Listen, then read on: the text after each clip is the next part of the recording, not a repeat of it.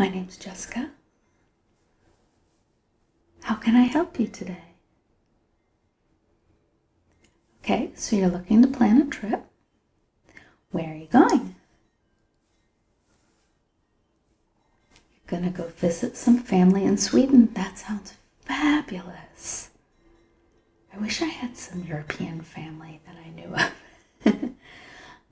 Are you doing kind of genealogy, or is the family you know? Okay, family you know. Great. And who is going with you? Your family. And can I ask who's in your family? All right. And what are the ages of your children? Okay, great. I'm going to take a few notes. And how long are you going to be there for? And do you know where you're going in Sweden? Okay. So you're landing in Stockholm. Okay, great. How long will you be in Stockholm for? Sounds good. And then you're going to where? Okay, to Malmö. So how long will you be in Malmö for? All right, so you'll have time to go over to Copenhagen if you'd like as well. Okay, great. So what would you like my help with today? You have your flights booked, okay? So would you like me to help with the planning? Would you like help with hotels? Okay, great. I will give you lots of planning options, and I will print this out. So this program is wonderful because it will print out a full itinerary with details about each of the places you'd go. You can bring that to your family and find out what they think about it. What does your family like to do? Okay, great. So I'll give you some of those options. Again, if you get home and people's interests are different, let me know, okay? So you fly into Stockholm. Do you get in, do you know, in the morning or in the evening? Evening, okay. So do you know what your budget is for hotels? Okay. There's some nice options. In Sweden, one that's nice is the Scandic for less expensive sort of family places. They often have like a games room kind of thing, and they have like Murphy beds that pull down for the kids. It's relatively basic. It's not super fancy, but it's nice for the kids. Okay, so we can look into that option. We can look into other options as well. All right, so here are a few of my suggestions. You can let me know what you think. One of the things I find, especially for kids, that's most fun in Sweden is to go to the Vasa Museum. So the Vasa is a boat, a 17th century ship that sank, and because of the waters around Stockholm, it was very well preserved. So actually in the 70s, they were able to pull it up. Let me make sure the 70s is correct. It might have been the 60s, but I think it was the 70s. Oh, it was the 60s. So it was in 1961 that they were able to pull this boat up and put it on shore and build a building around it. It's kind of an interesting story. So there was a king who wanted to build this extravagant battleship, and so he had an extra row of cannons put on the top. And on its maiden voyage, 1628, the whole ship sank. I mean, it's sad because a lot of people died on the boat. It was far enough out that the people who were on there pretty much all perished. But it's really interesting to see the ship. The story is interesting. I don't want to sound dismissive of the deaths in there, but we did kind of start referring to it as the Epic Fail Museum for kids to kind of lighten it up a little bit, because it was this epic fail. It was a king looking for this glory and creating something that was not safe as a result. It's very intricately carved. There's like 3 or 4 floors in the museum, so you can get pretty close to the boat at all different levels. You can't go on this boat, but you can see it very close up. You can see replicas of what it would have been painted like. It's really a fascinating museum. And again, because it's so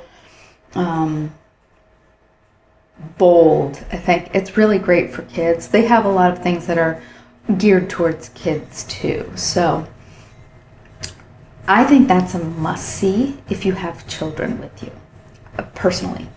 I'll let you know, my son loved it. We didn't stay all that long because it was very crowded, but it was, and we had a lot we wanted to see while we were there, but it was one of the highlights of the trip that I won't forget.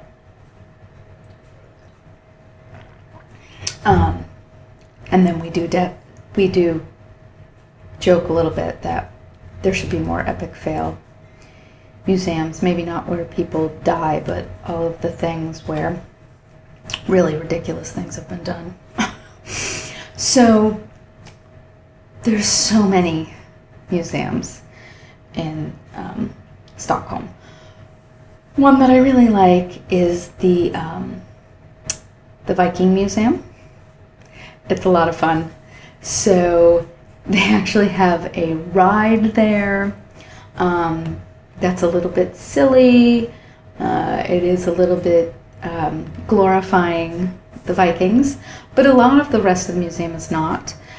It's, if you have kids that are interested in that at all, it is very kid friendly. You can have like your Viking ruins read. They have people dressed up in period costumes. If you're interested in mythology at all, in the Norse mythology, they have a really great exhibit on the Norse mythology as well. They also have like lift up a sword that's in a case so you can see how heavy they are. It's very interactive for the kids. So if that's something you think that your kids would be interested in, I would check that out. It is very windy out. I know, it looks like it's going to snow any minute. I assume you are going this summer? Okay, yeah. I would not want to be in Sweden right now, considering how cold it feels here. I'm sure it is much, much colder in Sweden. So, okay. So that is one option. The Nordiska Museum is really interesting. So this is all about Swedish culture, and it's located out on this little kind of peninsula area.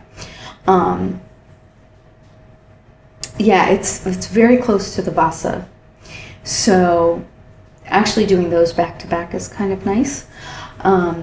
They have 1.5 million items.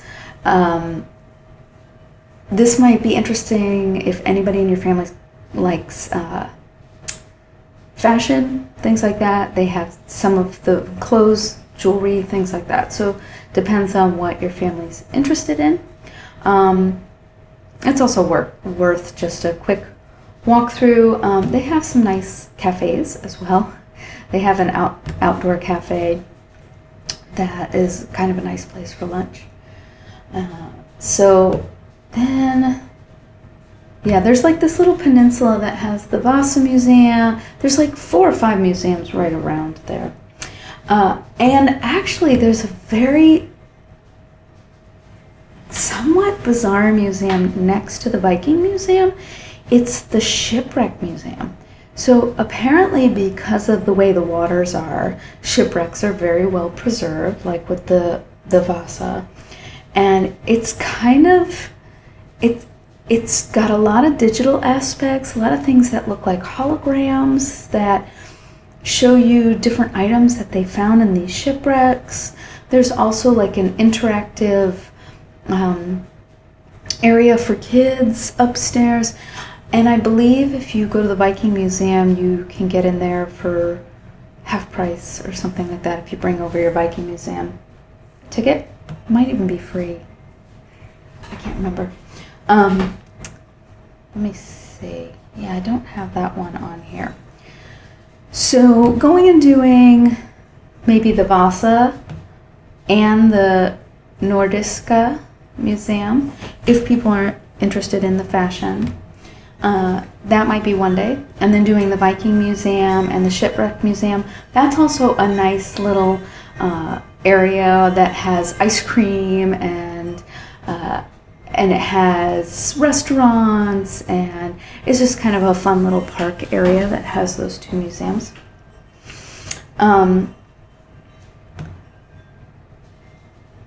So there's also the Swedish Museum of Performing Arts, if that's anything that's interesting to you. Yeah, I can tell you a little bit about it. So I'm throwing out a lot of things there because I know you probably have to talk with your family and see what excites the kids especially. The Swedish Museum of Performing Arts from 2010 to 2014 is known as the Music and Theatre Museum. It's a museum in Stockholm, Sweden, that's dedicated to dance, museum, and theater. That doesn't give you a lot of information. So I do know people who have gone there and have really enjoyed it. But most of it is going to be in Swedish. Some of it will be translated, but yeah, even their website is, let's see if I can get it into English. Okay, here we go. There are certain times of the year when there's free admission, which is nice. The museum, again, if you or anyone in your family is into music, it's got some really interesting music exhibits. Yeah, it has 50,000 objects which have been accumulated over more than 100 years. Again, some of these, it's got a lot of puppets, which is actually pretty interesting. Puppets from Southeast Asia, all kinds of different, and they have performances as well. So it's a fun museum if somebody is really interested in that. So again, there's a lot of these special, especially in Stockholm. There's so much to do in Stockholm that you can kind of, I'm giving you lots of options because it depends on the specific interests of people in your family. So, okay. There's the Medieval Life Museum, which is kind of interesting. It's got a lot of kind of dioramas. Let's see. It is in, if I remember correctly, it's like in the basement. Yeah. So it's in the basement of this building. And it has like an archaeological dig there. I mean, it's not currently happening, but they have all kinds of bits of archaeology there. So let's see what it says about it. Site features a 55 meters of the original 16th century town wall, among other monuments excavated. So you have this archaeological dig kind of in the middle, and then you have exhibits about medieval times, and then you have sort of a recreated village. Again, kind of fun for the kids. There's like a secret tunnel to the castle. They've made it very kid-friendly. Most of their museums are very kid-friendly. So this one is, if you have anybody interested in castles, this would be a fun one to go to. But again, I know you have a few days, So I'm giving you lots and lots of options, but there are other things that I'm not mentioning, and you also probably don't want to load yourself up so much that it just feels crazy, especially since you're visiting family. So I'm just throwing some things out there, some of kind of the top highlights, and then if you come back to me and say, hey, you know, my child's really interested in art, are there some art museums we can go to? Of course, there's lots. So this is just some, like the highlights reel for kids, I think.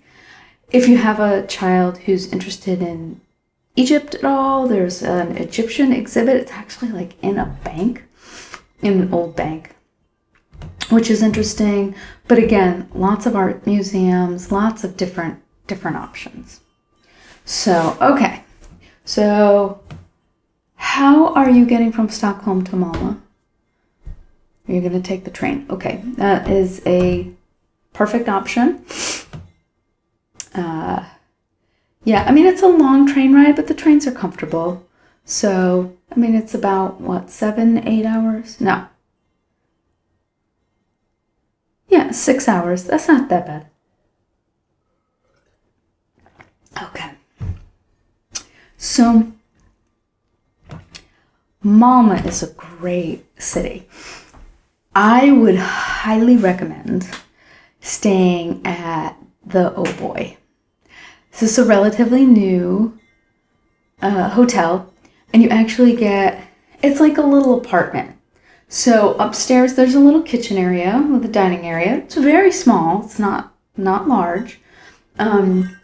Downstairs there's a queen size bed and then a bed underneath the stairs. There's also like a hammock that you can stretch across. The kids would probably love it. So you are, if you don't want to be that cozy, because you are pretty close with the kids where you're sleeping, there are other options as well that might have more of a suite type feeling with a little kind of living room area. But even with those, you often have to pull out the couch in the living room area for the kids to sleep. So we can look at that. The Oh Boy is fun. It is across the street from the largest skate park, which, depending on where you are, can be a little bit noisy depending on where it's facing. There's also like places to do boulder climbing right in that park. It's an interesting part of town. There's a coffee shop right there. That's kind of fun, but that's only if you want something different for a sleeping arrangement. It also gives you a little kitchen, which is nice if you're going to be there a little bit. So that's an option, but we can look at hotels as well. Are you going to be staying with family? Okay, maybe. All right, so just let me know if you want to look into hotels or find out more about Oh Boy. Okay. So, Malmö is fun. Malmö is beautiful to walk around. Since you'll be there in the summer, I would recommend like renting a paddle boat and going through the park. My favorite thing in Malmö, it's a really interesting city. So you can go and sit right by the water and have lunch and look out. I mean, it's a small city, so it's pretty close to get to things, and you can walk around a lot. It has my favorite thing, which is the disgusting food museum. So with kids, this is hysterical. So it's a little, it depends on how quirky your family is and if they are game for that kind of thing. But you go through and you learn about different disgusting foods around the world. And then they actually have a tasting bar where you can taste various different, like, fried bugs, very stinky cheeses, fermented fish paste kind of stuff. You can try Vegemite. Yeah, there's some some of the cheeses were the grossest thing. So you want to read the descriptions when you're walking around so that you choose wisely what you might taste at the bar.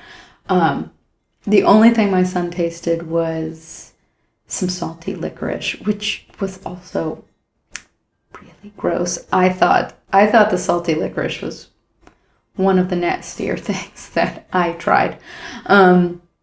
But most of the things that I thought were really bad, it was because they were really salty. Like Vegemite is really salty. But it's fun. And then they have like, you can drink, I think it was like sauerkraut juice. It's just funny. Your ticket's on a barf bag.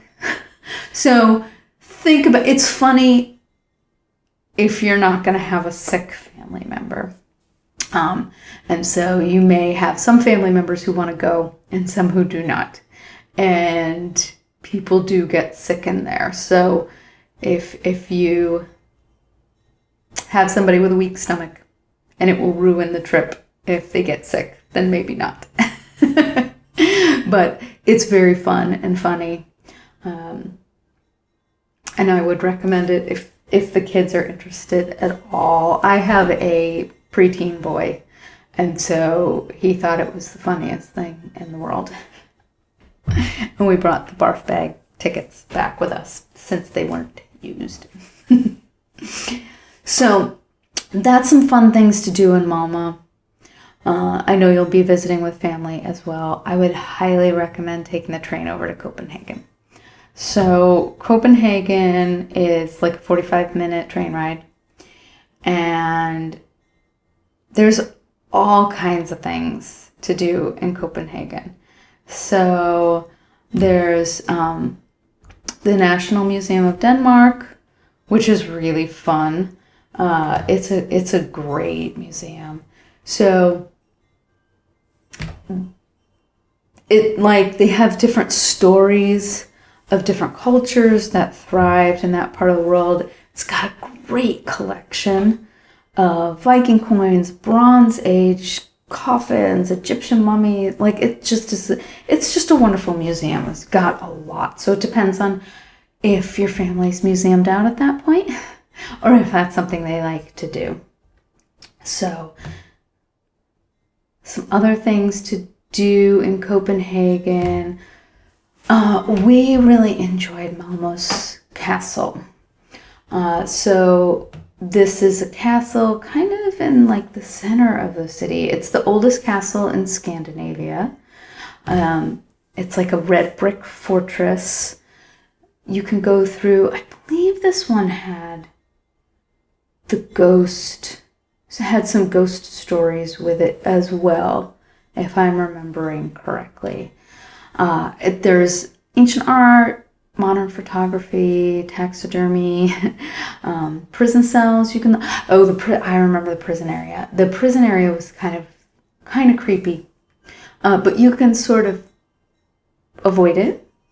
There were lots of stories, and it was very interesting.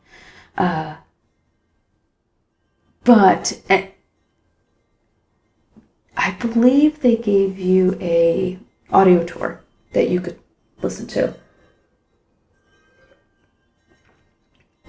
I thought that was very interesting, actually.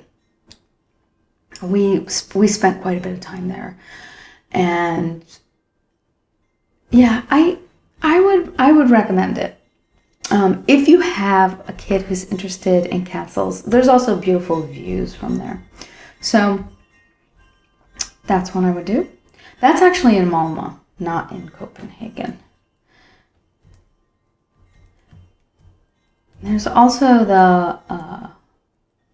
I skipped over a few things in Malmö. So there's the Malmö Museum as well. It's a history museum. And it's right in the same area as the castle. It's got like an aquarium. It's kind of a strange museum. There's like an aquarium, there's like a natural history part, there's like a transportation part. It's eclectic. But the aquarium part the kids might really like. So, and then the museum that I mentioned. So, are either of your kids into Lego? All right, so it might be worth going to a Lego store in Copenhagen. It's actually not huge. It's relatively small, but they have most of their kits made and behind glass so you can see them. It's just kind of fun to say you went to a Lego store in Denmark. There is the castle, the Christianborg Castle, but it's more of a palace than a castle. So it depends on if you are interested in sort of the furniture and the palace aspect, or if you're interested in if you're looking for a castle, it's not. I would not say it's a historic castle. It's above the ruins of a castle. And you can take a guided tour of the palace and see the royal reception rooms. And yeah, it can give you some of the Danish history with the remains of the original castle. But again, I would say mostly a palace. I'm going to just look it up again to make sure I am thinking of the right place.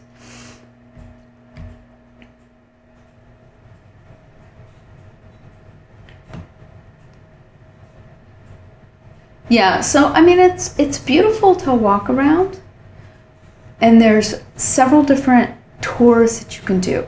So one of the tours is kind of in the basement where the castle was.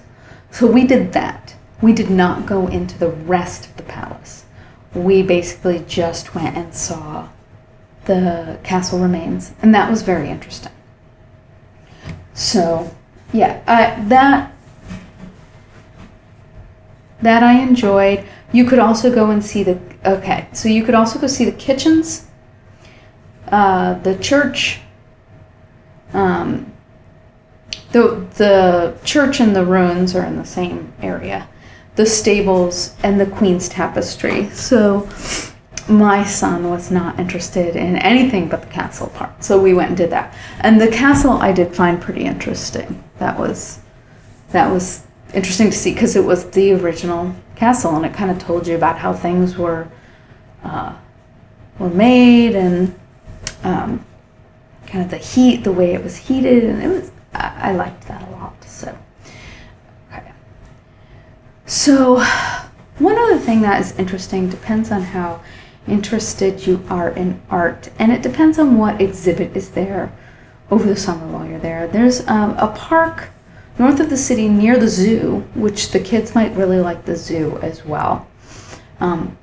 So the zoo is on one side, and then in the park there are these metal triangles that jut out, and they are part of the old cisterns that were underneath, and that have been totally cleared out and turned into a museum space. For photo ops, it's amazing. So the exhibit we saw was all these like spider webs and hanging dresses that would spin, and it was beautiful. It was the pictures on the website that got me interested in going. So if you're interested in art, or if you're up at the zoo anyway, it might be worth a trip just across the park to see the cistern. Again, the photo op aspect was amazing. So controversially, you also have the option of going to Christiania. So this is a part of the city that has been sort of taken over, and it is basically being squatted by this community. There's 800 permanent residents, and it's a self-governing community. there will be a lot of people selling marijuana. And if you're there with the kids, that would probably be a conversation you have to have ahead of time. There's also a lot of people using marijuana. There's also a lot of art workshops and galleries and things like that.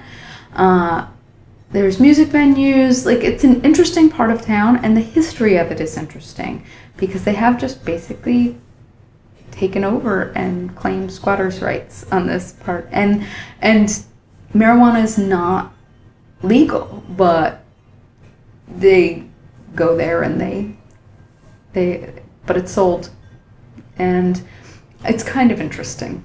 So whether you want to take the kids, I don't know. Depends on your feelings about that. So let's see.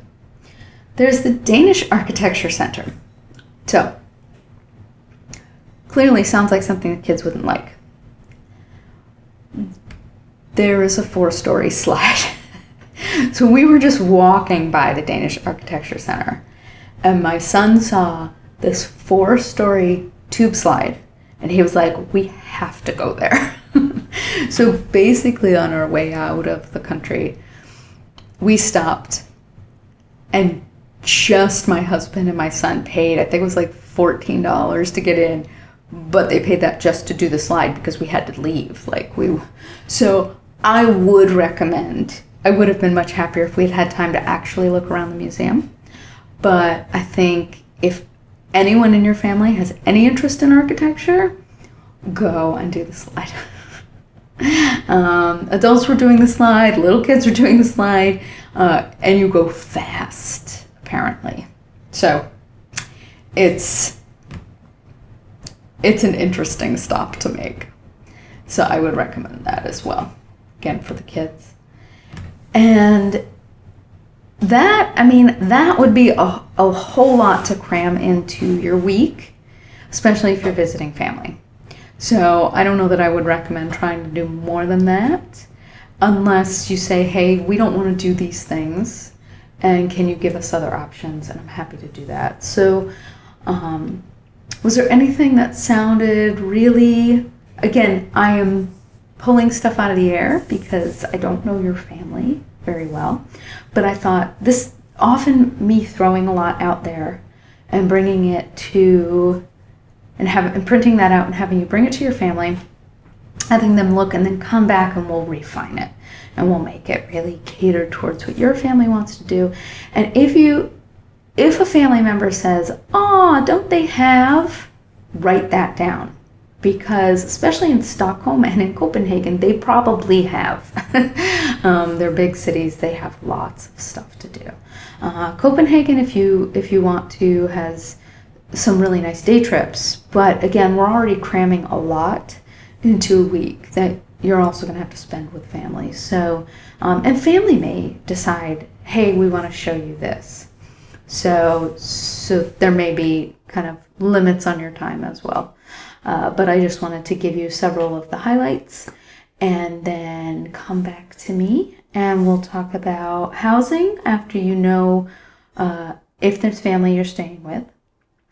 And we can refine what you want to do while you're there. We can also talk about restaurants as well. Are you guys foodies? Okay. Food in Scandinavia is expensive. That's why, especially in Malmö, I'm trying to give you like an option with a kitchen, and we could look for that in Stockholm as well. And maybe you may be able to use the kitchen at families. But there's wonderful food. I found that many of these museums, probably not the disgusting museum, but many of the museums have little cafes that are great with kids. So the kids can often even, it's like a buffet style, so they can see things and they can pick out what they want. And especially if you have picky children, that's often helpful, especially when they don't know what things are on the menu. They can see it. So I would recommend that as well. Okay, does this sound like a good start? All right, so I will print this out for you. and you can take that to your family, and then hopefully I will hear back from you. Do you want to schedule an appointment, or do you want to give me a call? Okay, great. All right, then I will talk to you soon. I'll go print this out. Okay. It was very nice talking to you today.